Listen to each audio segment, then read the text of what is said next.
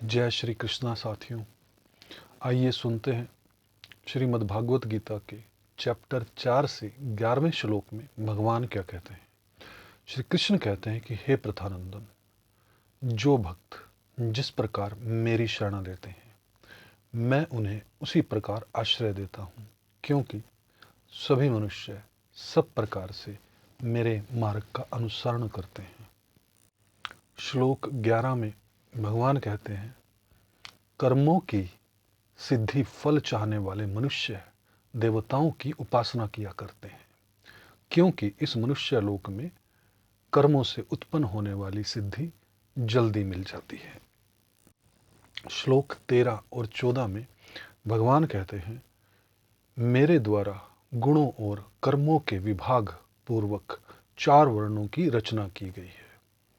उस सृष्टि रचना आदि का कर्ता होने पर भी मुझ अविनाशी परमेश्वर को तू अकर्ता जान, कारण कि कर्मों के फल में मेरी स्पृहा नहीं है, इसलिए मुझे कर्म लिप्त नहीं करते। इस प्रकार जो मुझे तत्व से जान लेता है वह भी कर्मों से नहीं बंधता। श्लोक 15 में भगवान कहते हैं, पूर्व काल के मुमुक्षुओं ने भी इस प्रकार जानकर कर्म किए हैं, इसलिए तू भी पूर्वजों के द्वारा सदा से किए जाने वाले कर्मों को ही उन्हीं की तरह कर। श्लोक 16 में भगवान कहते हैं, कर्म क्या है और अकर्म क्या है, इस प्रकार इस विषय में विद्वान भी मोहित हो जाते हैं। अतः वह कर्म तत्व मैं तुझे भली भांति कहूँगा, जिसको जानकर तू अशुभ संसार बंधन से मुक्त हो जाएगा। श्लोक 17 में भगवान श्री कृष्ण कहते हैं, कर्मों का तत्व भी जानना चाहिए और अकर्म का तत्व भी जानना चाहिए तथा विकर्म का तत्व भी जानना चाहिए, क्योंकि कर्मों की गति गहन है, अर्थात समझने में बड़ी कठिन है।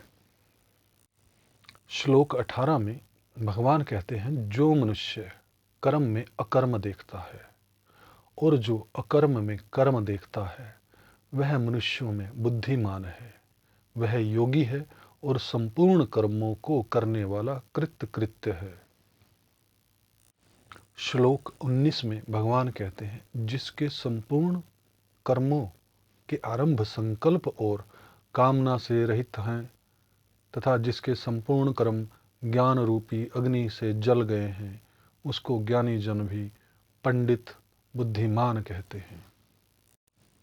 श्लोक 20 में भगवान कहते हैं, जो कर्म और फल की आसक्ति का त्याग करके आश्रय से रहित और सदा तृप्त है, वह कर्मों में अच्छी तरह लगा हुआ भी वास्तव में कुछ भी नहीं करता। श्लोक 21 भगवान कहते हैं, जिसका शरीर और अंतकरण अच्छी तरह से वश में किया हुआ है, जिसने सब प्रकार के संग्रह का परित्याग कर दिया है, ऐसा इच्छा रहित कर्म योगी केवल शरीर संबंधी कर्म करता हुआ भी पाप को प्राप्त नहीं होता।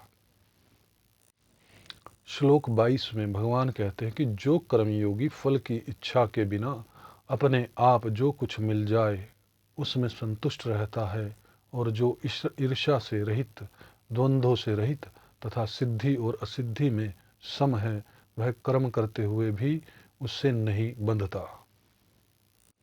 श्लोक 23 में भगवान कहते हैं, जिसकी आसक्ति सर्वथा मिट गई है, जो मुक्त हो गया है, जिसकी बुद्धि स्वरूप के ज्ञान में स्थित है, ऐसे केवल यज्ञ के लिए कर्म करने वाले मनुष्य के संपूर्ण कर्म नष्ट हो जाते हैं।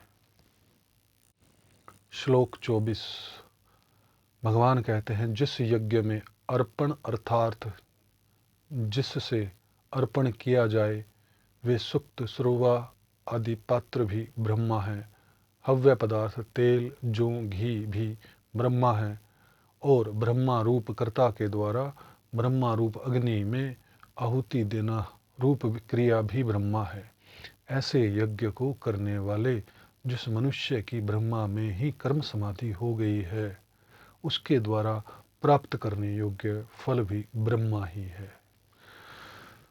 दोस्तों, इसी के साथ इस वीडियो का समापन करते हैं। भगवान श्री कृष्ण आपके जीवन में कृपा करे, ऐसी प्रार्थना है।